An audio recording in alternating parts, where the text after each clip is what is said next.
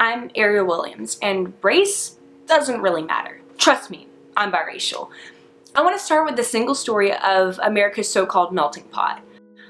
A golden coagulation of races, ethnicities, identities, genders, and religion, all brewing in one large cauldron. But America's melting pot has layers with varying densities, causing some of those components to sink to the bottom. And among those lingering in the purgatory of American race relations is a group of people struggling to find their own racial identity, and that's the multiracial American. Growing up in an interracial household, race was surprisingly scarce. I mean, we didn't really talk about it that much, but this was a luxury that was not afforded to me outside of the comfort of my own home. Ranging from raised eyebrows when my parents would pick me up from school to the dreaded question, "What are you?"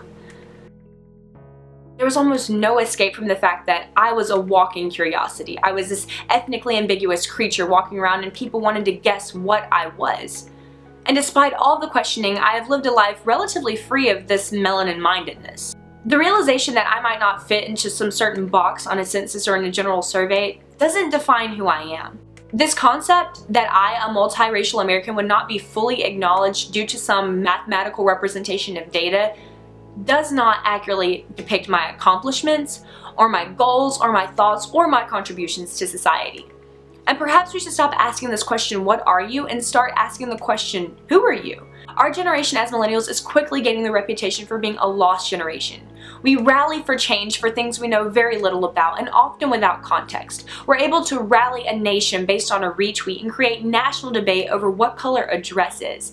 And if we're able to make famous homeless singers on subways and create all of this chaos, then we should be able to transform that to something good. We could be the nation that finds a revolution in a lost cause. And this is not to say that we are citizens of some post-racial utopian America.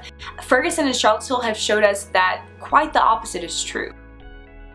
However, we are approaching a societal standstill in the form of labels. We create these labels to celebrate differences for the people in society. However, we're actually dividing it more. And in doing that, we're creating echo chambers.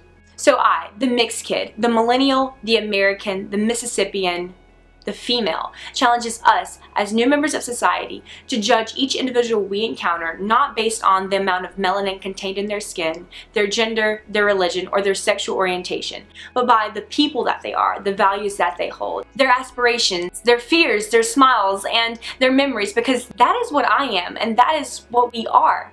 We know about the past. We know about the tragedies and the violence and the triumphs. But now, we need to start planning on where we're going. Thank you.